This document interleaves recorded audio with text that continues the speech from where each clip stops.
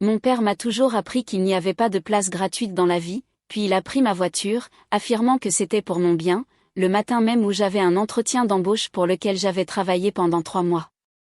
Il avait laissé un mot sur le frigo: tu dois apprendre à te débrouiller seul. Prends le bus, comme je l'ai fait à ton âge. Je suis arrivé en retard, j'ai perdu le poste, et en rentrant chez moi, j'ai découvert sur Facebook qu'il avait prêté ma Honda Civic à ma sœur cadette pour qu'elle aille au centre commercial avec ses amis. Je suis resté dans l'embrasure de la porte de ma chambre d'enfance, regardant l'Instagram de Jessica, où elle et 3 amis posaient à côté de ma Honda argentée sur le parking du Barton Creek Mall. La légende disait: papa est le meilleur. Balade gratuite pour une journée entre filles. Avec une série d'émojis en forme de cœur, mes mains tremblaient, mais pas de larmes. Quelque chose de froid et de net s'installait dans ma poitrine. Le trajet en bus de 97 minutes avait été éprouvant, 3 correspondances sous la chaleur texane, ma tenue d'entretien collant à mon dos, regardant les minutes passées sur mon téléphone quand l'email du recruteur est arrivé: nous avons choisi un autre candidat ayant démontré une meilleure gestion du temps. Une meilleure gestion du temps. Je m'étais levé à 5h30 ce matin-là, avais repassé mon seul costume correct, répété ma présentation 17 fois. Le poste était celui de coordinateur marketing dans une start-up tech du centre-ville, 47 000 $ par an avec avantage. Ma première vraie chance après des mois de refus et de réponses me jugeant surqualifiée. Ma mère était dans la cuisine, arrangeant des fleurs fraîches dans un vase quand je suis rentrée. Elle a levé les yeux, a lu mon expression, puis a détourné le regard rapidement. Ton père pensait que ce serait bien pour toi de connaître un peu d'adversité. Jessica avait besoin de la voiture pour quelque chose d'important. Ma voix est sortie plate. Elle avait besoin de la voiture pour le centre commercial. Moi, j'avais besoin pour un entretien d'embauche. Eh bien, tu aurais dû nous dire que c'était si important. Elle est retournée à ses fleurs, coupant les tiges avec des clics précis. Robert dit toujours que le sentiment d'avoir droit à tout tue le caractère. Il a construit son entreprise à partir de rien. Tu sais, à son âge, il marchait 4 miles pour son premier emploi. Le mythe de l'autodépendance de mon père était à environ 30% vrai. Il avait effectivement lancé son entreprise de réparation HVAC avec peu de moyens il y a 28 ans. Mais il omettait toujours que son oncle avait co-signé le prêt commercial, que son premier contrat majeur venait de relations familiales, et que le revenu de ma mère comme agent immobilier les avait soutenus pendant les 3 premières années déficitaires. L'an dernier, en aidant ma mère à organiser des documents, j'avais trouvé de vieilles déclarations fiscales montrant les chiffres contredisant sa narration de self-made man. Jessica, elle, n'avait jamais vécu la moindre adversité formatrice. Elle avait étudié à l'université du Texas aux frais de mes parents, vécu dans un appartement rénové près du campus payé par eux, conduit n'importe quel véhicule familial quand elle le voulait et vu ses relevés de carte de crédit réglés chaque mois. Quand elle avait accidenté le Lexus de ma mère en envoyant des SMS, mon père avait simplement fait une réclamation d'assurance et lui avait rappelé de faire attention. Aucune conséquence, aucun cours sur la responsabilité personnelle.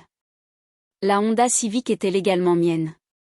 Mon nom figurait sur le titre, l'immatriculation et la police d'assurance. Je l'avais acheté 2 ans plus tôt avec l'argent économisé grâce à mes jobs étudiants et aux cadeaux de graduation de ma grand-mère, choisissant quelque chose de pratique et fiable pour chercher un emploi après l'université. Mon père avait encouragé cet achat, m'avait même accompagné chez le concessionnaire et avait loué ma responsabilité financière et mes compétences en planification. Cela avant que je ne termine mes études et échoue à trouver immédiatement un emploi dans un marché difficile, devenant à ses yeux un millénial prétentieux, attendant le succès sans effort. Je suis montée dans ma chambre temporaire. Après l'université, j'étais rentrée vivre chez mes parents pour économiser en attendant un emploi, une décision que je reconnaissais maintenant comme catastrophique. Mon bail pour mon appartement actuel sur South Congress commençait la semaine suivante. Une chambre dans un immeuble avec peinture écaillée, mais un loyer abordable, payé avec mes salaires de café et mes économies qui fondaient. Je comptais sur un emploi avant le début du bail, avant que mon coussin financier ne disparaisse totalement. Mon téléphone a vibré. SMS de Jessica, OMG, trouvez la robe la plus mignonne chez Anthropologie. Les leçons de vie de papa sont les meilleures. En dessous, Une photo d'elle tenant des sacs de shopping, ma voiture visible derrière elle. Je me suis assise sur le lit, j'ai ouvert mon ordinateur portable et commencé à tout documenter. Capture d'écran des publications sur les réseaux sociaux de Jessica. Horodatage de la date d'aujourd'hui. Copie de l'email de confirmation de mon entretien d'embauche envoyé 3 semaines plus tôt sur le calendrier partagé de mes parents pour qu'ils soient au courant. Photo du mot de mon père sur le frigo, que j'avais pensé à prendre avant de partir ce matin, sans encore comprendre pourquoi ce réflexe m'avait traversé l'esprit. Puis j'ai ouvert mon application bancaire et transféré les captures du titre de propriété et de l'immatriculation de la voiture dans un nouveau dossier intitulé « Documentation ». Mon père est rentré à 18h15, exactement à l'heure prévue. Je l'ai entendu dans la cuisine, le tintement de son verre de whisky, sa conversation joviale avec ma mère au sujet d'un contrat d'installation qu'il avait remporté. Jessica est arrivée à 18h47, traversant la porte avec des sacs de shopping, remerciant mon père pour le prêt de la voiture. Je suis descendue à 19h, alors que le dîner était servi, un rôti, le plat préféré de mon père, remplissant la salle à manger d'une chaleur savoureuse. Jessica montrait ses nouveaux achats à ma mère, qui émettait des petits sons d'appréciation appropriés. Mon père, à la tête de la table, faisait défiler son téléphone sans lever les yeux. Je me suis assise sur ma chaise habituelle, me suis servi une portion modeste et n'ai rien dit. C'était la réaction qu'ils attendaient de moi, une acceptation silencieuse. Peut-être un peu de ressentiment boudeur pour confirmer leurs idées sur mes défauts de caractère. Mon père avait déjà utilisé ces méthodes d'enseignement, impliquant souvent la suppression de privilèges ou une aide conditionnelle qui n'arrivait jamais lorsque je répondais à ces critères arbitraires. Alors, Maya, dit-il enfin en levant les yeux, sur un ton décontracté, as-tu appris quelque chose aujourd'hui? Oui, j'ai croisé son regard, gardé la voix calme. J'ai appris que le titre de ma voiture est à mon nom, ce qui signifie que la prendre sans permission est légalement un vol. J'ai appris que le tribunal familial prend très mal la manipulation financière des enfants adultes par leurs parents. Et j'ai appris que le Better Business Bureau s'intéresse de très près aux plaintes concernant les entrepreneurs en HVAC qui privilégient le drame personnel au détriment de leurs obligations professionnelles. La table est devenue silencieuse. La fourchette de Jessica est restée en suspens. La main de ma mère s'est figée sur son verre d'eau. L'expression de mon père n'a pas changé immédiatement, mais quelque chose a bougé derrière ses yeux, un recalcul en temps réel. « Excusez-moi », dit-il d'une voix descendue dans le calme dangereux qui précède habituellement sa colère explosive. « Je me retire des jeux de pouvoir de cette famille. » Je me suis levée, pliant ma serviette à côté de mon assiette. La voiture doit être retournée à mon appartement demain matin à 8h. Clé dans le contact où je la déclare volée. Jessica, si tu touches encore à mes affaires, je porte plainte. Papa, si tu interfères à nouveau avec mes opportunités professionnelles, je documente tout pour un recours civil. J'en ai fini d'être votre leçon de caractère pendant que Jessica obtient tout gratuitement. Je suis sortie de la salle à manger, montée à l'étage, et commencé à ranger mes affaires restantes dans la valise que j'utilisais depuis des semaines. Derrière moi, j'entendais des voix s'élever. La colère de mon père perçant enfin son masque de contrôle. Ma mère tentant d'apaiser la situation comme d'habitude. Mon téléphone a sonné. Numéro inconnu. J'ai failli décrocher, puis j'ai reconnu l'indicatif de la start-up où j'avais passé l'entretien. Ma main a légèrement tremblé en répondant. Maya Chen, ici Rebecca de Teshflow Solutions. Je sais que nous avions dit que nous avancions avec un autre candidat, mais cette personne vient d'accepter une autre offre. Vous étiez notre deuxième choix et nous avons vraiment été impressionnés par votre portfolio malgré le problème de timing ce matin. Seriez-vous toujours intéressé par le poste? Nous aurions besoin de vous dès lundi. J'ai baissé les yeux sur ma valise à moitié remplie, entendu la voix de mon père s'élever en bas sur le respect et l'ingratitude, senti le poids de toutes ces années à être la fille décevante qui ne semblait jamais assez bien. Mais derrière tout ça, quelque chose de plus tranchant prenait forme. Un plan demandant patience et précision. Oui, ai-je répondu au téléphone, la voix stable. Je suis absolument intéressé. Je serai là lundi matin. La voiture est apparue dans le parking de mon appartement à 7h43 le lendemain matin. Les clés étaient glissées sous le tapis côté conducteur, au lieu du contact comme je l'avais exigé. Un petit acte de défi, prouvant que mon père se plierait à la menace tout en la ressentant avec amertume. J'ai remarqué une éraflure superficielle le long de la porte passager, qui n'était pas là auparavant. Le métal était marqué d'une manière qui semblait délibérée. Probablement le cadeau d'adieu de Jessica. J'ai photographié les dégâts sous plusieurs angles, noté l'heure, et ajouté le tout à mon dossier de documentation. Ensuite, je suis allé chez Techflow Solutions pour remplir les papiers d'embauche, mon premier vrai poste salarié, 47 000 $ par an, avec assurance santé et plan de retraite. Rebecca m'a expliqué le manuel de l'employé, m'a présenté à l'équipe marketing et m'a montré le bureau qui serait le mien dès lundi. Le bureau occupait le 3e étage d'un entrepôt rénové à East Austin, briques apparentes et éclairage industriel, le genre d'espace que l'on voit dans les publications inspirantes sur LinkedIn. Mon père a appelé 6 fois pendant que je remplissais les documents. J'ai refusé chaque appel, laissant les messages vocaux s'accumuler sans les écouter. Ma mère m'a envoyé un SMS. Tu as vraiment blessé les sentiments de ton père. Il essayait seulement de t'aider à grandir. Pouvons-nous en parler comme des adultes? J'ai marqué le message comme non lu et posé mon téléphone face contre la table. Dimanche après-midi, j'ai déplacé les derniers cartons de la maison de mes parents alors qu'ils étaient chez Jessica pour l'aider à assembler ces nouveaux meubles achetés avec leur carte de crédit. J'avais minuté ce déménagement délibérément, pour éviter toute confrontation ou dernier sermon. Ma chambre d'enfance paraissait étrange, vidée de mes affaires.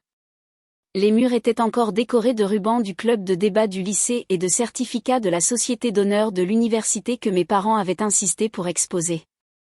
Des preuves que j'avais été autrefois la fille qui respectait les règles et répondait aux attentes avant de devenir diplômée dans une économie où cela ne suffisait plus. Lundi matin, je suis arrivée chez Techflow à 8h15, portant mon costume d'entretien et la confiance de quelqu'un qui n'avait plus rien à perdre. Le travail était exigeant mais gérable, stratégie sur les réseaux sociaux pour un portefeuille de petites entreprises tech cherchant à établir leur marque. Ma superviseure, Kesha, avait commencé comme stagiaire et était devenue directrice en 6 ans, elle comprenait ce que signifiait se battre pour chaque opportunité. Elle a validé mes concepts de campagne initiaux avec quelques ajustements et m'a dit que j'avais de bons instincts pour capter l'attention du public. L'entreprise de mon père, Shenak Solutions, avait une présence en ligne solide, entretenue avec la même attention que ses tableaux comptables. Le site présentait des témoignages clients, des galeries de projets et un blog où il donnait des conseils sur l'entretien des systèmes et l'efficacité énergétique. Son profil Google avait accumulé 147 avis 5 étoiles sur 2 décennies. Il était fier de cette empreinte numérique, la mentionnant souvent comme preuve de sa crédibilité professionnelle et de l'excellence de son service client. J'ai passé mes pauses déjeuner de la première semaine à étudier son écosystème en ligne avec les compétences analytiques que Techflow me payait pour développer. Le site était professionnel mais construit sur un système de gestion de contenu obsolète et vulnérable. Les comptes sur les réseaux sociaux étaient actifs mais irrégulièrement gérés, parfois avec des publications quotidiennes. Puis plusieurs semaines de silence. Les témoignages clients étaient authentiques mais manquaient de mise à jour récente. Sa réputation en ligne était solide mais complaisante, fondée sur la bonne volonté acquise plutôt que sur un entretien actif. Mercredi soir, Jessica a publié une story Instagram se plaignant de son partiel d'économie, en la taguant depuis un restaurant du centre-ville où les plats commençaient à 32 $. J'ai rapidement calculé, en me basant sur les détails visibles à l'arrière-plan, et estimé sa note à environ 70 $ avant le pourboire. Pendant ce temps, je mangeais des pâtes achetées au supermarché dans mon appartement, étirant mon salaire pour couvrir le loyer, les charges et le paiement de l'assurance de la voiture la semaine suivante. Mon téléphone a vibré. SMS de ma mère, ton père veut t'emmener déjeuner ce week-end pour aplanir les choses. Il se rend compte que la situation de la voiture a été mal gérée. Pouvons-nous dépasser cela en famille? Le message avait été soigneusement formulé. Chaque mot choisi pour susciter mon sens du devoir et de la culpabilité. Stratégie classique de résolution de conflits de Linda Chen, lisser le problème sans en traiter la cause profonde. Préserver l'harmonie superficielle à tout prix. J'ai répondu, je suis disponible pour déjeuner samedi à 13h. Il peut choisir le lieu. Une courtoisie professionnelle, rien de plus. Le restaurant choisi était un steakhouse chic à West Lake Hills, où son entreprise de HVAC organisait chaque année ses événements de fidélisation client. Une manœuvre de pouvoir de sa part, me rencontrer sur son terrain, où le personnel le connaissait par son nom et pourrait être témoin de sa magnanimité envers sa fille difficile. Je suis arrivé pile à l'heure, vêtu en tenue business casual, mon badge Techflow accroché à mon sac comme rappel subtil que j'avais désormais un emploi malgré ses interférences. Il était déjà assis, consultant la carte des vins avec le sommelier. Il leva les yeux à mon approche, expression soigneusement neutre. « Maya, merci d'être venue. J'ai commandé un cabernet que tu aimais autrefois. » Je n'avais jamais aimé le cabernet. Jessica en buvait, mais je me suis assise et ai accepté le verre à son arrivée. Je ne l'ai pas corrigé. Laissez penser qu'il contrôlait cette histoire. Je veux m'excuser pour le malentendu concernant la voiture. Son ton était mesuré, le même qu'il utilisait pour expliquer des erreurs de facturation à des clients confus. Je pensais sincèrement t'aider à développer ta résilience et tes compétences en résolution de problèmes. À mon époque, nous n'avions pas le luxe d'un véhicule personnel pour chaque occasion. Mais ta mère m'a fait comprendre que le marché du travail actuel présente des défis différents de ceux que j'ai connus. L'excuse était structurée pour admettre un minimum de fautes tout en affirmant que ses intentions étaient pures et sa perspective valide. Il ne regrettait pas réellement d'avoir saboté mon entretien, seulement que j'ai mal réagi à sa méthode d'enseignement. J'apprécie que tu reconnaisses que la situation a été mal gérée. Je gardais ma voix calme et professionnelle. Cependant, je dois clarifier les limites pour l'avenir. La voiture est légalement et financièrement ma propriété. Jessica n'est pas autorisée à l'utiliser, quelles que soient les circonstances. Si tu as besoin de l'emprunter pour une véritable urgence, tu peux me le demander directement, et je prendrai une décision en fonction de la situation spécifique. Un éclair a traversé son visage. Colère peut-être, ou fierté blessée que sa fille impose des conditions au lieu d'accepter son autorité. Mais il hocha lentement la tête et but une gorgée de vin avec délibération. Cela me semble raisonnable. Je suis content que tu aies trouvé un emploi si rapidement après l'incident de l'entretien. Cette entreprise Techflow, que font-ils exactement? Nous avons passé 40 minutes à discuter de mon nouveau poste en termes superficiels, tout en dégustant des steaks chers que ni lui ni moi ne semblions vraiment savourer. Il posait des questions qui paraissaient intéresser mais visaient en réalité à déterminer si mon emploi était légitime selon ses standards, si je devenais enfin un membre productif de la société ou si je flottais encore dans l'incertitude milléniale. J'ai répondu avec précision, ne révélant rien de mes responsabilités réelles ni des stratégies marketing que j'apprenais. Lorsque l'addition est arrivée, il a payé avec sa carte entreprise et a fait un geste en laissant un pourboire généreux au serveur. Je suis fier de toi pour avoir décroché ce poste. Je sais que je ne le communique pas toujours bien, mais je veux que tu réussisses. Tu es une chaîne, et les chaînes n'abandonnent pas quand les choses deviennent difficiles.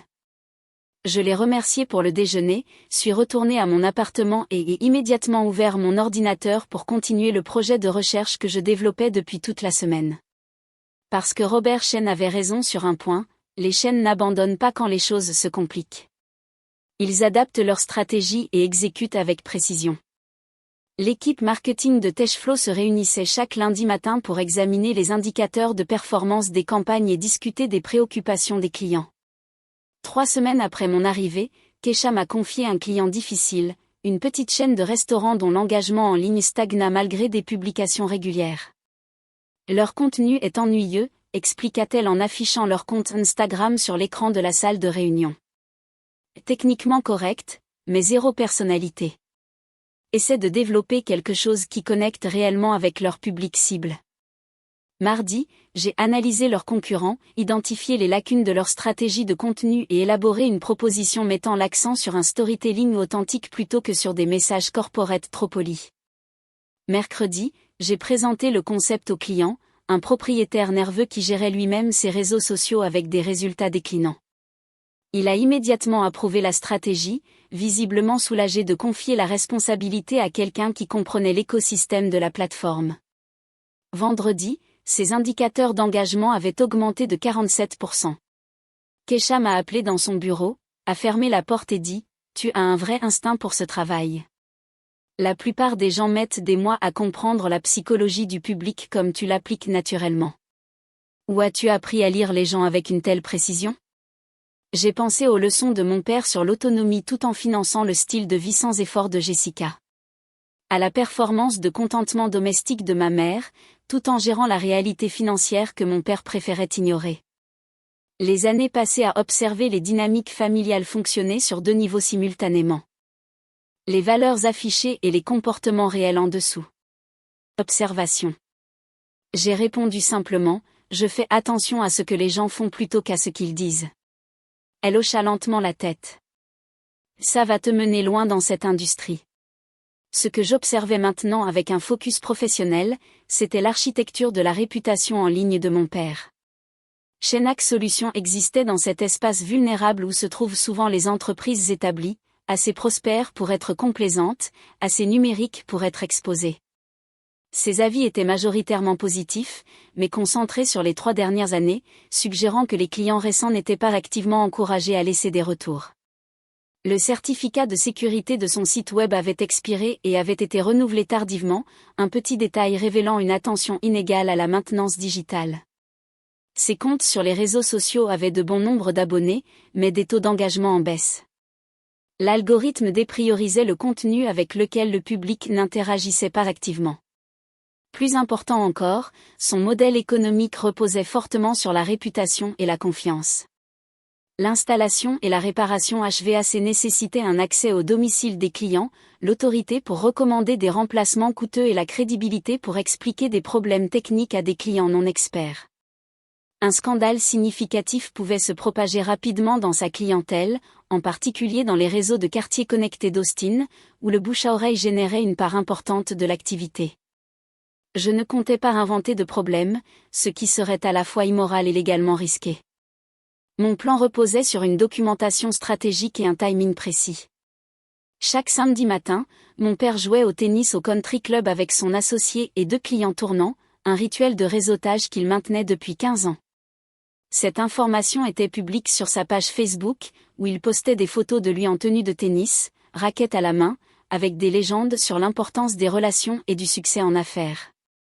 Le club exigeait que les membres mettent leur téléphone en silencieux pendant le jeu, règle qu'il respectait religieusement, laissant son appareil dans son casier de gym pendant 2 heures chaque week-end. Le 4e samedi de mon emploi chez Techflow, je suis allé chez mes parents à 9h30, exactement au milieu de son horaire de tennis. Ma mère était en visite libre pour une maison, son agenda publié sur le compte Google familial auquel j'avais toujours accès. Jessica dormait dans son appartement après une soirée du vendredi soir, ses stories Instagram documentant ses passages dans 3 bars différents jusqu'à 2h du matin. La clé de la maison que je n'avais pas rendue était toujours sur mon porte-clés. Je me suis fait entrer par le garage, et traversé la cuisine et me suis dirigé vers le bureau de mon père avec l'allure déterminée de quelqu'un qui avait sa place ici. Son système de classement était méticuleux, dossiers codés par couleur dans des tiroirs étiquetés, documents fiscaux et dossiers professionnels organisés par année et par catégorie. Je l'avais aidé à numériser ses fichiers il y a 2 étés et avais appris sa logique d'organisation. Je savais exactement où trouver ce dont j'avais besoin. Les contrats clients de l'année en cours se trouvaient dans un dossier bleu marqué « Projets actifs ».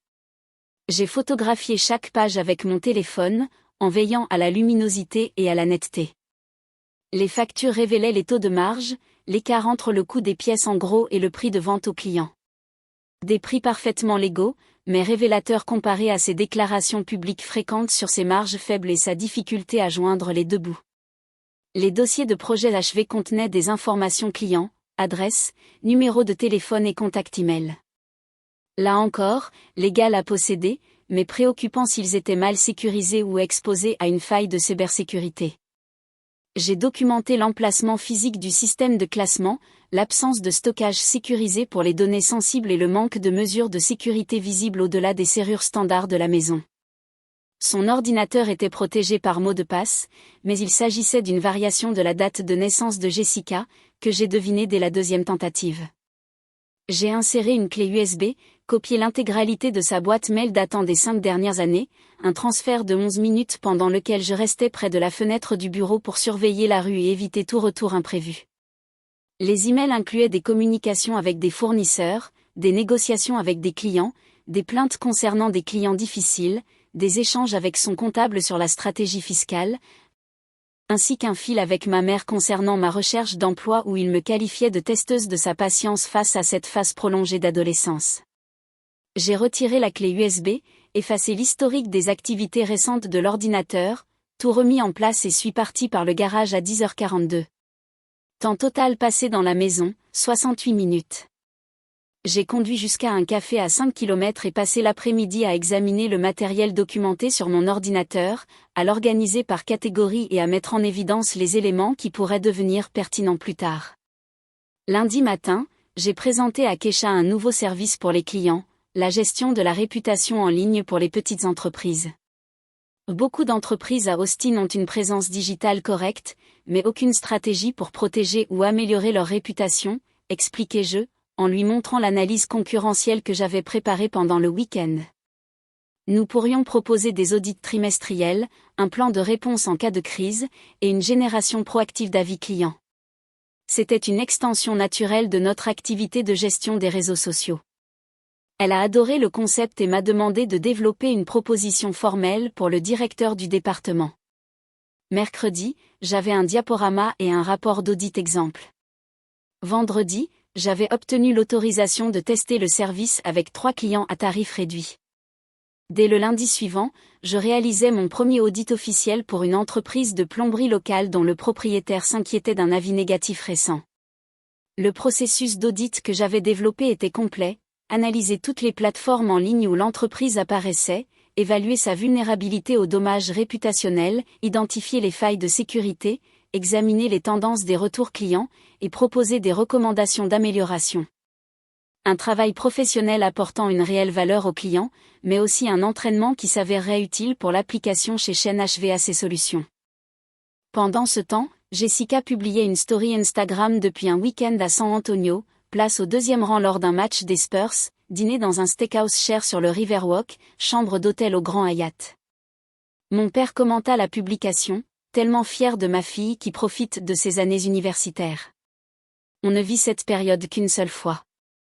Le voyage avait probablement coûté entre 800 et 1000 $, entièrement financé par mes parents, ceux-là même qui me faisaient la morale sur le sentiment avoir droit à tout, et l'autonomie personnelle.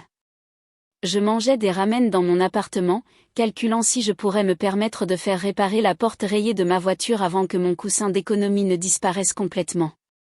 La réponse était non. Pas sans compromettre ma capacité à payer la facture d'électricité du mois prochain. La rayure restait, rappel quotidien de l'importance que ma famille accordait à mes besoins par rapport aux désirs de Jessica. Ma mère a appelé mardi soir. Ton père veut organiser un dîner en famille ce dimanche. Jessica sera de retour de l'école. Cela lui ferait vraiment plaisir si tu venais. Je serai là, ai-je répondu, car refuser aurait signalé que j'étais encore en colère, et la colère indiquait un investissement émotionnel continu qui pouvait être manipulé. Le dîner dominical était encore un rôti.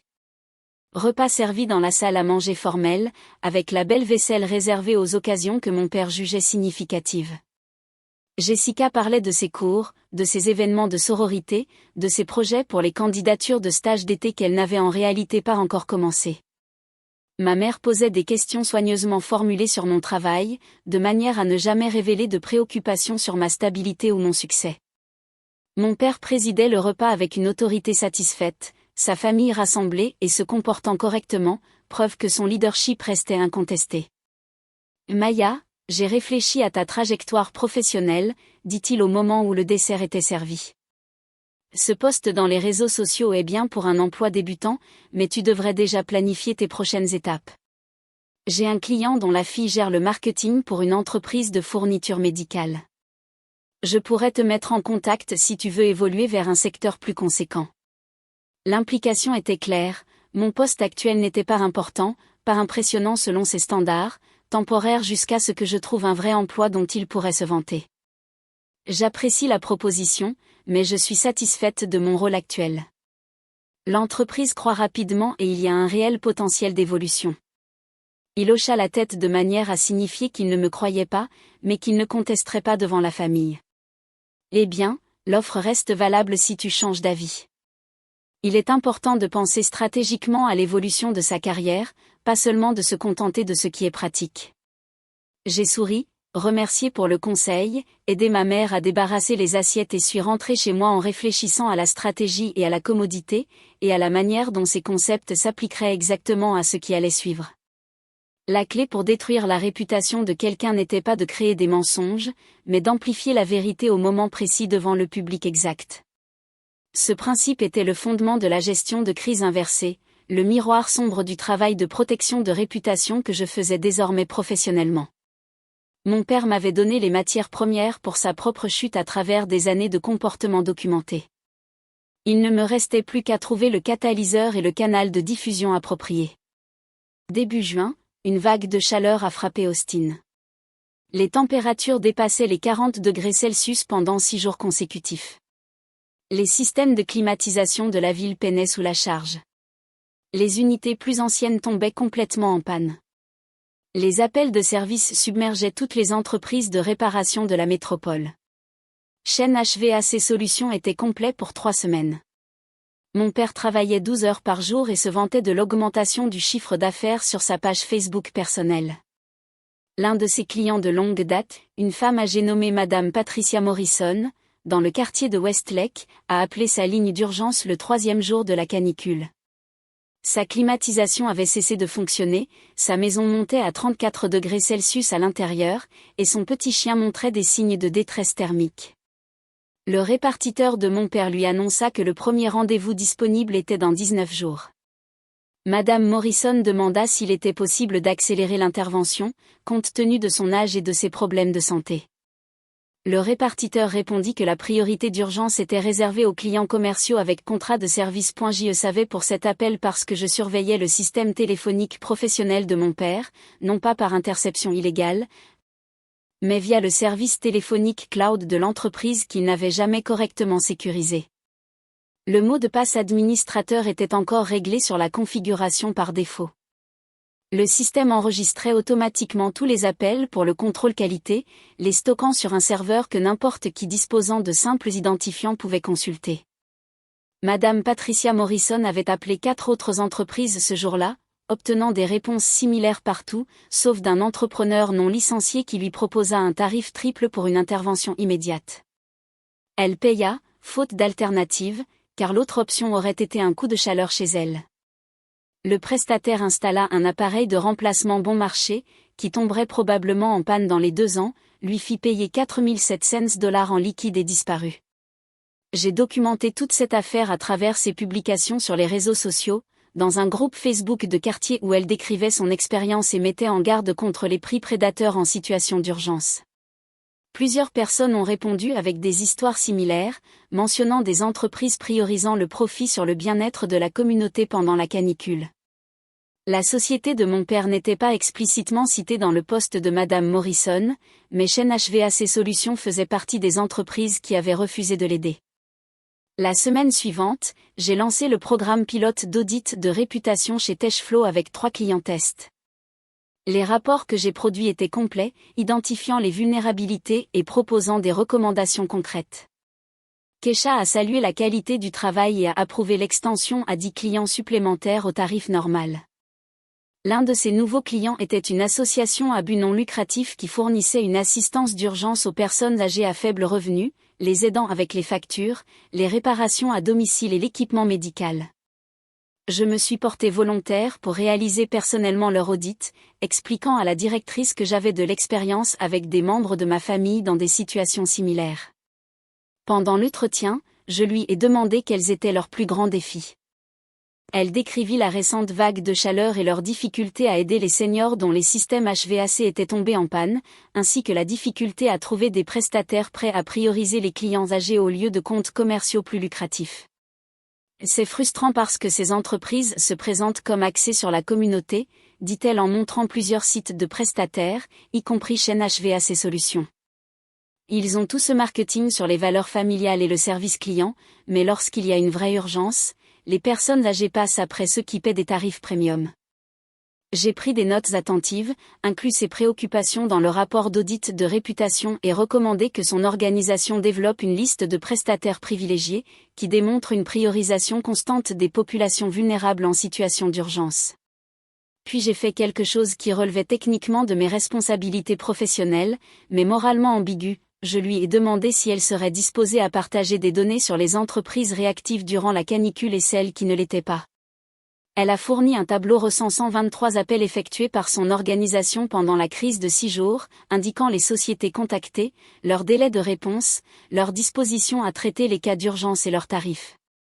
Chaîne HVAC Solutions apparaissait à 4 reprises dans la colonne « Refus d'intervenir en urgence », avec des notes indiquant qu'ils avaient refusé d'accélérer les interventions, même lorsque l'organisation offrait de payer les tarifs d'urgence. Il s'agissait d'informations factuelles, documentées avec précision par une association légitime, reflétant des décisions commerciales réelles prises par mon père. Ce n'était ni de la diffamation ni de l'invention. C'était la vérité, simplement pas encore amplifiée publiquement. J'ai passé le week-end à créer une étude de cas détaillée pour la base de connaissances interne de Techflow, portant sur la vulnérabilité de la réputation en période de crise. Une étude de cas sur la réaction des entreprises de services HVAC face à une urgence liée à la canicule. Le document analysait comment les prestataires locaux avaient géré l'augmentation de la demande, comparant des modèles économiques priorisant différents segments de clientèle, et examinait les implications à long terme sur la réputation de décisions tarifaires et de services prises à court terme. Chaîne HVAC Solutions n'était pas nommée dans le premier brouillon. J'utilisais plutôt des descripteurs génériques, prestataire A établi, entreprise familiale B, société C avec 20 ans d'expérience. Mais le schéma était suffisamment clair pour que toute personne connaissant le marché HVAC d'Austin reconnaisse les comportements décrits. Lundi matin, j'ai présenté cette étude de cas à l'équipe marketing comme un exemple montrant comment les moments de crise pouvaient révéler des vulnérabilités de réputation que des années d'avis positifs ne protégeaient pas nécessairement. Les entreprises ayant priorisé la réponse d'urgence aux populations vulnérables perdaient des revenus à court terme, mais gagnaient la fidélité et la publicité positive sur le long terme, expliquai-je, montrant des visualisations de données sur les tendances des avis post-crise.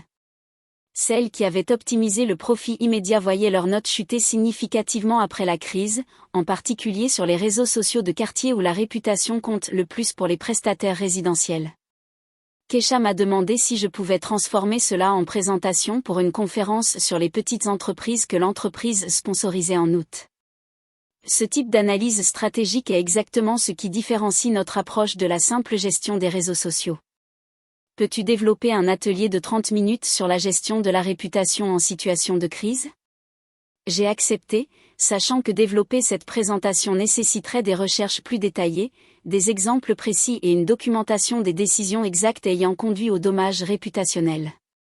Tout était factuel, défendable, et préparait le moment où chaîne HVAC Solutions ne serait plus là, société C, mais entièrement identifiée dans un forum professionnel public. Pendant ce temps, Jessica publiait des stories Instagram de son voyage de 10 jours en Europe fin juin, Barcelone, Paris et Amsterdam, séjournant dans des hôtels boutiques et mangeant dans des restaurants nécessitant des réservations des mois à l'avance. Mon père commenta, « Profitez de la vie au maximum. Heureux d'avoir pu offrir ce cadeau de diplôme. » Le voyage avait probablement coûté entre 6 000 et 8 000 $, peut-être plus selon la classe des vols et les dépenses de shopping invisibles sur les photos. Moi, je travaillais 50 heures par semaine chez Techflow, acceptant des clients supplémentaires pour prouver ma valeur et obtenir la promotion de « Senior Associate » avec un salaire porté à 53 000 $. Je mangeais du poulet et du riz préparé à l'avance 5 jours sur 7, faisais mes courses dans des supermarchés discount, calculant chaque dépense selon mon budget mensuel. Mon compte épargne avait atteint 3 200 $, le fonds d'urgence que je constituais depuis le début de mon emploi à temps plein. Mon père avait payé le voyage européen de Jessica en une seule transaction par carte de crédit, probablement en accumulant des points pour son prochain voyage de golf en Écosse. La température de ma colère avait changé au fil des mois, passant de l'humiliation brûlante initiale à quelque chose de plus précis et contrôlé. Je ne fantasmais plus sur des scènes de cris lors des dîners familiaux ou sur une coupure brutale des liens. À la place, je réfléchissais aux algorithmes de réputation et aux tendances des avis, à la manière dont la confiance, une fois rompu publiquement, ne pouvait pas être facilement réparé. Début juillet, ma mère appela. L'anniversaire des 60 ans de ton père approche en septembre. Jessica et moi prévoyons une fête surprise à la maison, environ 50 invités, surtout des associés professionnels et des amis de la famille. Nous aimerions que tu participes à l'organisation si tu veux bien. Bien sûr, répondis-je immédiatement, car c'était exactement le type d'événement qui compterait pour lui. Exactement le type de public dont l'opinion façonnait son standing professionnel et social. Exactement le type de moment où une planification soignée pouvait créer un impact maximal. Super, j'espérais que tu dirais oui. Cela lui ferait tellement plaisir que ses 2 filles soient impliquées. Sa voix exprimait un soulagement sincère, probablement parce qu'elle s'attendait à ce que je refuse ou complique la demande. J'ai passé les 2 semaines suivantes à aider à organiser la fête via des textos de groupe avec ma mère et Jessica, en suggérant des traiteurs, en planifiant le calendrier et les thèmes de décoration. Je me suis proposé pour gérer les éléments numériques, créer un diaporama photo retraçant sa vie et sa carrière, coordonner l'invitation numérique et le système de RSVP, gérer la logistique du timing pour la surprise, toutes des tâches nécessitant un accès à ses réseaux sociaux, à ses contacts professionnels et à l'architecture détaillée de sa réputation publique. Personne n'a remis en question mes demandes de mots de passe, d'accès administrateur ou de liste détaillée d'invités avec leurs adresses e-mail et profils sociaux. À la mi-août, tout était prêt. La fête était prévue pour le 14 septembre, 2 semaines après ma présentation à la conférence pour petites entreprises. La liste des invités comprenait 47 participants confirmés, son partenaire commercial, ses principaux clients, ses partenaires de tennis du country club, les membres de la famille élargie, les voisins de la subdivision chic où mes parents vivaient. Des personnes dont l'opinion comptait pour lui, professionnellement et socialement, formant le réseau qui soutenait son entreprise par le bouche à oreille et la réputation. Tous seraient dans la même pièce lorsque la documentation accumulée de ces choix deviendrait impossible à ignorer. La conférence pour petites entreprises eut lieu dans un hôtel du centre-ville le 29 août, avec environ 300 entrepreneurs et prestataires locaux. Ma présentation était programmée à 14h30 dans une salle de session parallèle de 80 places. 63 personnes y assistèrent, dont 4 prestataires HVAC qui avaient vu la description de la session sur la gestion de la réputation en situation de crise et souhaitaient comprendre comment leurs concurrents s'adaptaient aux nouvelles attentes du marché. J'ai parlé pendant 32 minutes de l'intersection entre la réponse en situation de crise, la responsabilité envers la communauté et la stratégie de réputation à long terme. L'étude de cas, désormais détaillée, avait été élargie à partir de mon document interne Teshflow pour devenir une analyse complète avec des exemples précis.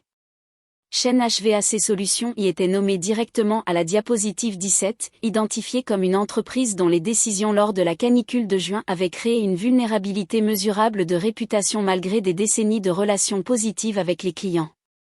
J'ai présenté les données de manière objective, les appels documentés du service pour personnes âgées qui avaient été refusés, le schéma de priorité donné aux comptes commerciaux au détriment des urgences résidentielles, et les discussions ultérieures sur les réseaux sociaux des quartiers, remettant en question l'alignement entre le marketing familial de l'entreprise et ses priorités réelles de service.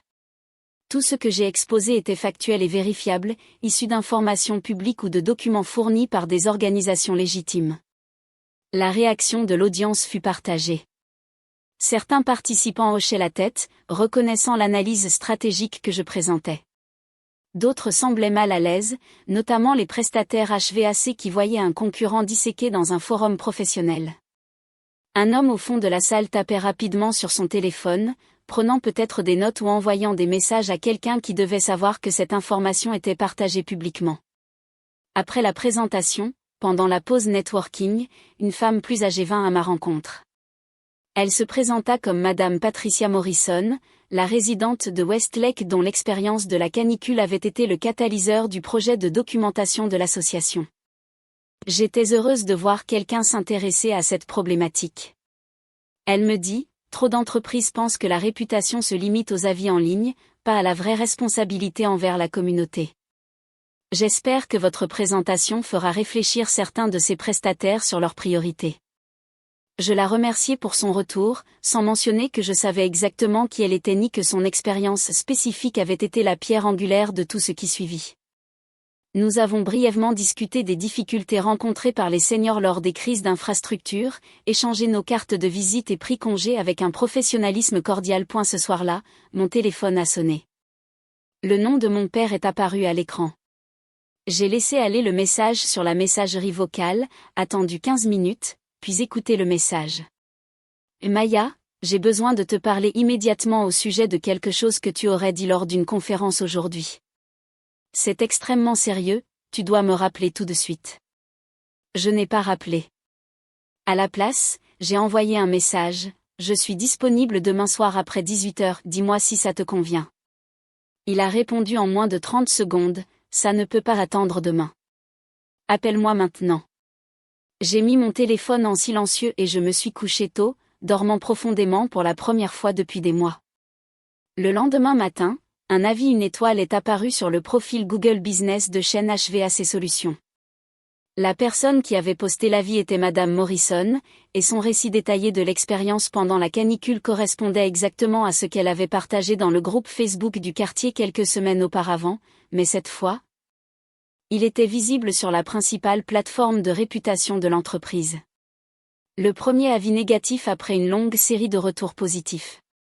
En 6 heures, 3 autres avis une étoile sont apparus, postés par d'autres clients âgés décrivant des expériences similaires sur la même période. Mon père a appelé 8 fois mercredi. J'ai répondu au 9e appel à 18h15, exactement comme je l'avais indiqué. Sa voix était contrôlée, mais à peine. Mais qu'est-ce que tu croyais faire en présentant cette session à la conférence? As-tu la moindre idée des dégâts que tu as causés à mon entreprise? J'ai expliqué calmement, j'avais présenté des informations factuelles sur les stratégies de réponse en situation de crise dans le secteur des services. Tout ce que j'avais exposé était documenté et vérifiable. Si tu es préoccupé par le contenu, tu devrais plutôt réfléchir au fait que tes pratiques commerciales créent une vulnérabilité réputationnelle lorsqu'on les examine objectivement. Il a enchaîné, tu as délibérément saboté mon entreprise pour te venger de l'histoire de la voiture. C'est un comportement démentiel, Maya. Tu as besoin d'aide professionnelle. La situation de la voiture datait de 4 mois. Ma présentation portait sur des tendances sectorielles pendant un événement de crise. Que les décisions spécifiques de ton entreprise correspondent à ce schéma de comportement nuisant à la réputation n'est pas de ma responsabilité. Ce sont tes choix. Un long silence s'ensuivit, puis, si cela impacte mes relations professionnelles ou me fait perdre des clients, je te tiendrai financièrement responsable. Ton petit numéro à cette conférence pourrait avoir des conséquences légales pour diffamation. Je t'invite à consulter un avocat spécialisé en diffamation. Ils t'expliqueront que la vérité est une défense absolue et que présenter des informations accessibles publiquement dans un contexte professionnel avec une documentation appropriée constitue une parole protégée. Ils te feront probablement payer $300 de l'heure pour cette explication. J'ai raccroché avant qu'il ne puisse répondre. Mes mains tremblaient légèrement, mais ma respiration était calme. C'était le moment où tout pouvait réussir ou s'effondrer, où la documentation soigneuse et le timing stratégique démontraient leur valeur ou révélaient leur insuffisance. Le vendredi suivant, la note Google de chaîne HVAC Solutions avait chuté de 4,9 à 4,1 étoiles. La moyenne était tirée vers le bas par 17 nouveaux avis une étoile provenant de clients racontant leurs expériences pendant la canicule. Plusieurs avis mentionnaient spécifiquement la présentation à la conférence, remerciant l'intervenante d'avoir attiré l'attention sur la manière dont les entreprises traitaient les populations vulnérables en situation de crise. Et la page Facebook de l'entreprise affichait de nouveaux avis négatifs similaires, accompagnés de commentaires sur d'anciens posts, remettant en question l'authenticité du marketing familial au vu des priorités de services documentés. Le partenaire commercial de mon père a convoqué une réunion d'urgence, selon un email que mon père avait accidentellement envoyé à toute sa liste de contacts au lieu de se limiter à ses associés. L'email me décrivait comme une fille ingrate tentant de détruire l'entreprise familiale par vengeance mesquine, exhortait les destinataires à ignorer toute information négative qu'ils auraient pu rencontrer et insistait pour que chaîne HVAC Solutions maintienne les plus hauts standards de service client, quelles que soient les rumeurs malveillantes.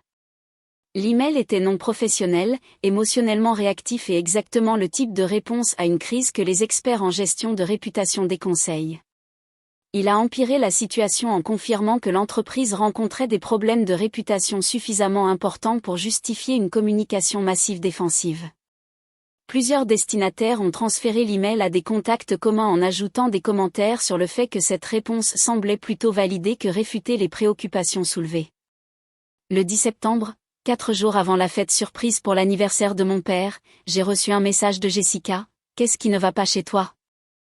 L'entreprise de papa est en train de s'effondrer parce que tu es une psychopathe jalouse incapable de supporter que je sois la fille qui réussit. Tu ferais mieux de régler ça avant son anniversaire ou je ne te parlerai plus jamais.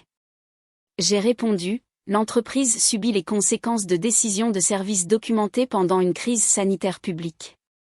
Je n'ai jamais partagé d'informations qui ne soient pas factuelles et vérifiables.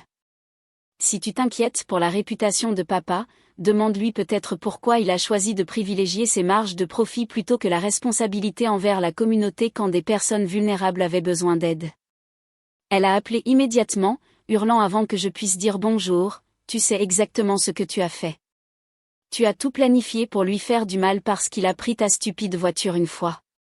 Tu es pathétique et vindicative et toute la famille le voit maintenant. J'ai répondu calmement, Jessica, papa a pris ma voiture le matin d'un entretien d'embauche que j'avais mis 3 mois à obtenir, ce qui m'a fait perdre le poste. Ensuite, il a prêté cette même voiture pour que tu ailles faire du shopping et il m'a fait la morale sur l'autonomie alors que toi, tu dépensais des milliers de dollars en Europe grâce à lui. Si tu ne comprends pas pourquoi ces schémas influencent mon évaluation des valeurs familiales par rapport aux principes affichés, c'est que tu ne fais attention à rien d'autre qu'à ton propre privilège. Ah, voilà encore ton discours sur le privilège. Je suis tellement désolée. Papa et maman m'investissent parce que je vaux vraiment l'investissement. Pas comme toi qui as passé 4 ans à obtenir un diplôme inutile et qui n'a même pas trouvé de travail sans te plaindre de la difficulté de tout. Quelque chose dans ma poitrine est devenu très froid et limpide. Elle avait raison, Jessica. Ils avaient davantage investi en elle, et maintenant nous allions tous voir exactement ce que cet investissement avait produit. Profite bien de la fête d'anniversaire samedi. Je suis sûre qu'elle sera mémorable. J'ai raccroché et bloqué son numéro. Il n'y avait plus aucune raison de maintenir une communication avec quelqu'un qui venait d'exprimer exactement à quel point elle me dévaluait tout en profitant de tous les avantages que l'argent de nos parents pouvait offrir. Le samedi 14 septembre est arrivé, ciel dégagé et température douce, parfait pour une fête d'anniversaire dans le jardin.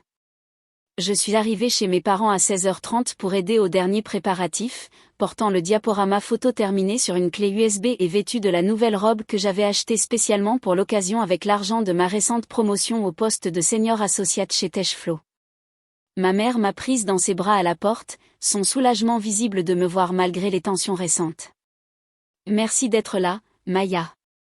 Je sais que les choses ont été difficiles. Mais cela signifie tellement pour ton père, même s'il ne le dit pas directement. J'ai souri et aidé à organiser le service traiteur, tout en vérifiant que le matériel audiovisuel fonctionnait correctement pour la présentation du diaporama.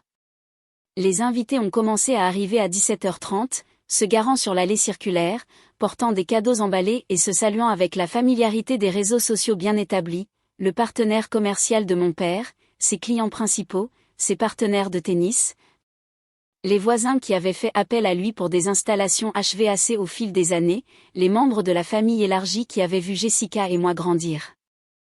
Mon père est arrivé à 18h15, visiblement surpris par la foule réunie, acceptant les vœux d'anniversaire avec l'autorité gracieuse de quelqu'un habitué à être au centre de l'attention positive. Il a enlacé ma mère, embrassé Jessica sur la joue et m'a fait un signe de tête avec une expression qui n'était pas vraiment chaleureuse, mais pas ouvertement hostile non plus. La soirée était censée être sa célébration, et il allait maintenir l'unité familiale appropriée pour un public dont l'opinion comptait pour sa réputation. Le dîner a été servi à 19h. Le repas traiteur était élaboré, steak et saumon grillé, légumes rôtis, salade gastronomique, pains artisanaux, vin premium. Les convives mangeaient, parlaient et riaient. Les conversations circulaient aisément parmi des groupes qui se connaissaient depuis des années, dont les relations professionnelles et sociales étaient profondément liées au succès et à la réputation de mon père. À 20h30, ma mère a demandé l'attention de tous. Le diaporama allait commencer, annonça-t-elle. Un hommage aux 60 ans de Robert Shen, à sa famille et à la carrière qu'il avait construite.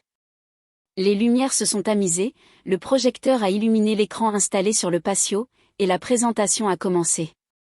Les premières diapositives étaient exactement ce à quoi tout le monde s'attendait: photos d'enfance de mon père, images de ses débuts professionnels, photos de mariage avec ma mère, photos de Jessica et moi bébé, enfant et adolescente.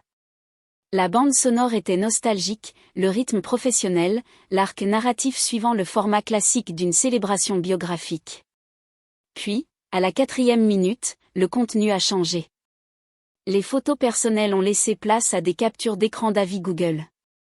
Les récentes notes d'une étoile de clients âgés décrivant leurs expériences lors de la canicule. Puis des extraits de posts Facebook de quartiers remettant en question l'engagement de Shen HVAC Solutions envers le bien-être de la communauté. Ensuite, le tableau fourni par l'association de services aux seniors, montrant les appels documentés qui avaient été refusés pendant la période d'urgence, mettant en évidence la priorisation des comptes commerciaux par rapport aux clients résidentiels vulnérables. Le diaporama a continué pendant 6 minutes supplémentaires, présentant méthodiquement chaque pièce de documentation que j'avais collectée au cours des 4 derniers mois. L'analyse des marges de prise issues de ses propres contrats clients, montrant l'écart entre ses déclarations publiques sur les faibles marges et la réalité de ses finances. Les emails où il me décrivait comme traversant une phase d'adolescence prolongée tout en finançant simultanément le style de vie sans effort de Jessica. Les textos avec ma mère pour planifier comment m'enseigner l'autonomie tout en protégeant Jessica de toute expérience similaire de formation au caractère point, et la dernière diapositive montrait la photo de ma Honda Civic avec la rayure délibérée sur la portière passager. Légendé par le mot de mon père ce matin-là, le jour de mon entretien d'embauche: tu dois apprendre à te débrouiller seul. Prends le bus comme je le faisais à ton âge. En dessous, une seule phrase: les valeurs familiales ne signifient rien sans application cohérente. Les lumières se sont rallumées.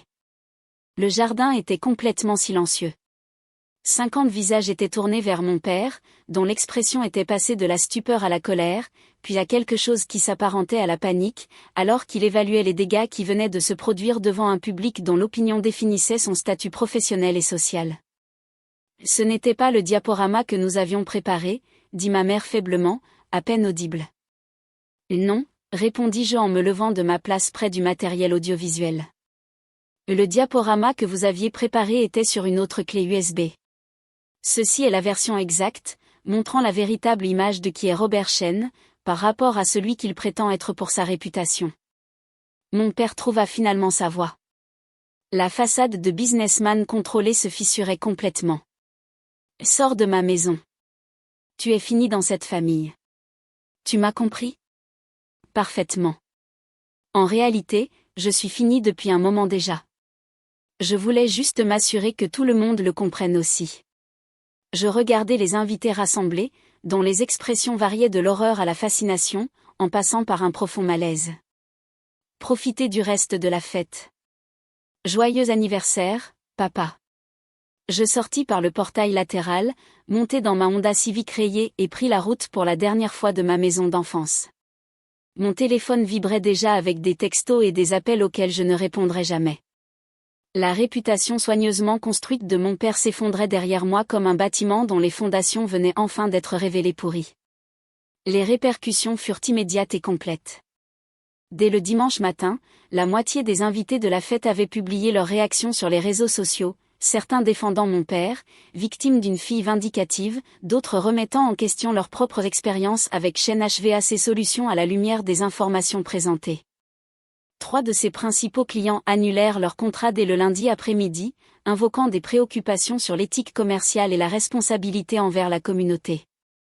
Son partenaire commercial envoya un email demandant une réunion d'urgence pour discuter de la crise de réputation de l'entreprise et d'une possible dissolution du partenariat. Les avis Google continuèrent de s'accumuler. Les évaluations à une étoile étaient désormais au nombre de 47, beaucoup provenant de clients auparavant satisfaits mais qui réévaluaient leurs expériences à travers le prisme des documents présentés. La note globale de l'entreprise chuta à 3,4 étoiles. Les appels vers la ligne commerciale diminuèrent de 68% la première semaine, selon les estimations basées sur les tendances observées lors de crises de réputation de cette ampleur. Mon père engagea une société de gestion de réputation, spécialisée dans les tarifs premium pour aider les entreprises à se remettre exactement des types de catastrophes en relations publiques que ma présentation et le diaporama de la fête avaient provoqué. Il ne pouvait rien faire contre les informations factuelles désormais largement diffusées, seulement tenter de les noyer sous du contenu positif et espérer que l'algorithme finisse par déprioriser les avis négatifs. Le processus prendrait des mois, si tant est qu'il fonctionne, et coûterait des dizaines de milliers de dollars en honoraires, sans compter les pertes de revenus pendant la période de récupération.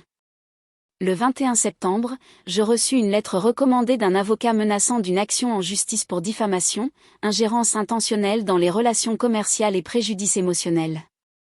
J'ai transmis la lettre à l'avocat de Teshflo, qui a répondu sur papier à en tête de l'entreprise que j'avais présenté des informations factuelles dans un contexte professionnel en utilisant des sources publiquement documentées, que je n'avais fait aucune déclaration fausse, et que toute action en justice serait confrontée à une défense vigoureuse, avec éventuellement une contre-plainte pour poursuites abusives. La lettre menaçante de l'avocat s'arrêtait là. Mon père avait soit reçu le conseil qu'un procès serait perdu et générerait une publicité négative supplémentaire, soit décidé que le coût financier et émotionnel du litige dépassait tout bénéfice potentiel. Dans tous les cas, les menaces légales se sont dissipées une fois que quelqu'un lui a expliqué la différence entre la détérioration de réputation due à la vérité et celle due au mensonge. Jessica a envoyé un dernier message avant que je la bloque définitivement. J'espère que tu es contente d'avoir détruit tout ce que papa a construit. Maman ne tient plus et papa parle de prendre sa retraite anticipée à cause de tout ce stress, mais bon, tu as eu ta vengeance pour une voiture. Très mature. Le message ne reconnaissait en rien les problèmes réels, ni le fait que notre père avait pris des décisions ayant des conséquences naturelles, ni que le privilège et le favoritisme avaient des coûts qui dépassaient sa perception protégée. Ma mère a appelé une seule fois début octobre. J'ai laissé le message vocal. Son message était bref. Je sais que tu te pensais justifiée, Maya, mais cela a dévasté ton père et brisé notre famille. Je te demande de réfléchir si prouver ton point valait tout ce mal. Nous t'aimons toujours même si nous ne te comprenons plus. L'amour proposé était conditionnel à mon acceptation des abus et du traitement inégal, un amour qui exigeait que je sois petite, reconnaissante et docile. J'ai supprimé le message sans répondre. Teshflo m'a promu au poste de chef d'équipe en novembre, supervisant 3 collaborateurs juniors et gérant des comptes clients majeurs. Mon salaire est passé à 67 000 $ par an. Lors de l'entretien de promotion, Kesha m'a dit que mon travail sur les systèmes de gestion de réputation avait été transformateur pour l'offre de services de l'entreprise, que ma présentation de l'étude de cas avait généré de nombreuses nouvelles demandes de clients, demandant spécifiquement une expertise en planification de gestion de crise. Votre approche analytique de l'architecture de la réputation est exactement ce dont cette industrie a besoin, m'a-t-elle dit. Vous comprenez comment fonctionnent les systèmes, comment les décisions créent des conséquences à long terme qui ne sont pas toujours visibles tant qu'on n'y regarde pas de près. C'est une compétence rare. Fin novembre, j'ai déménagé dans un meilleur appartement, un 2 pièces avec électroménager moderne et parking couvert.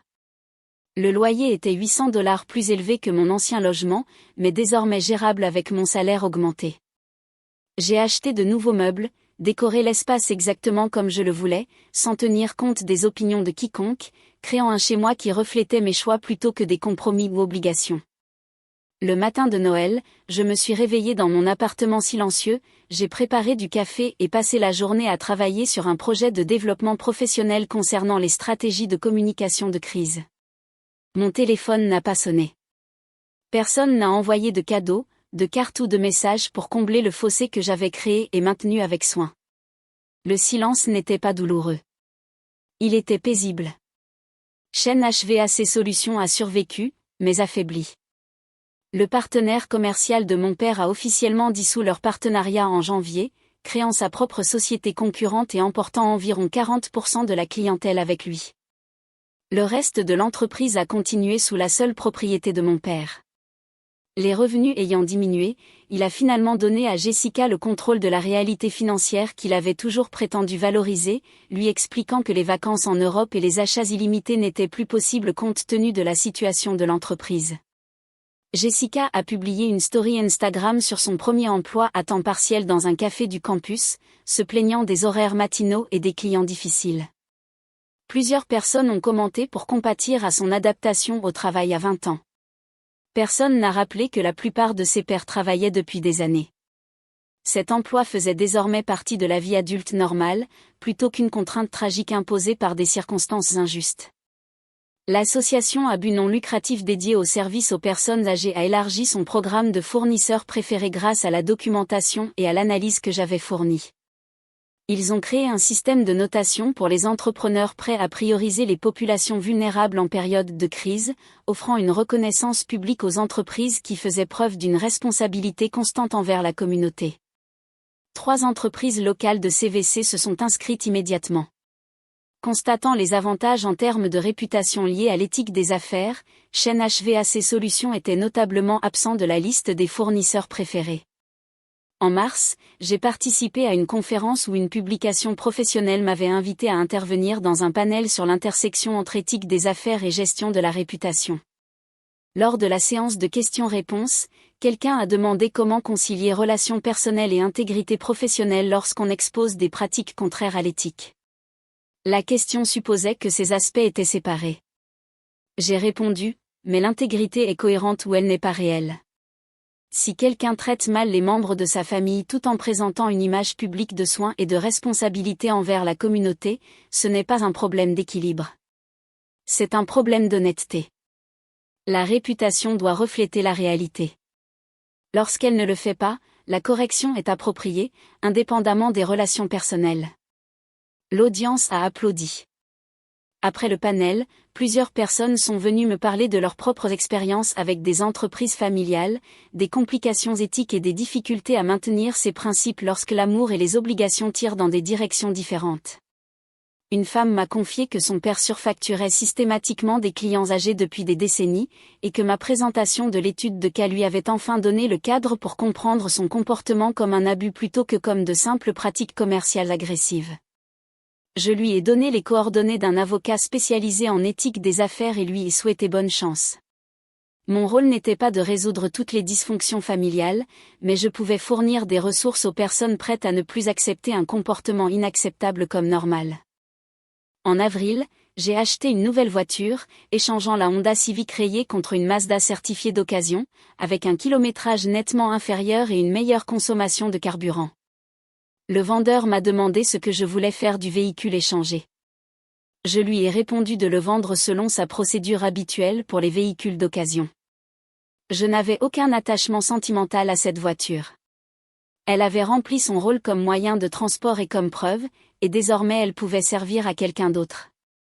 Le 3 mai, exactement un an après que mon père avait pris ma voiture et ruiné mon entretien d'embauche, je me trouvais dans mon bureau chez Techflow à examiner les indicateurs trimestriels de performance de mon équipe.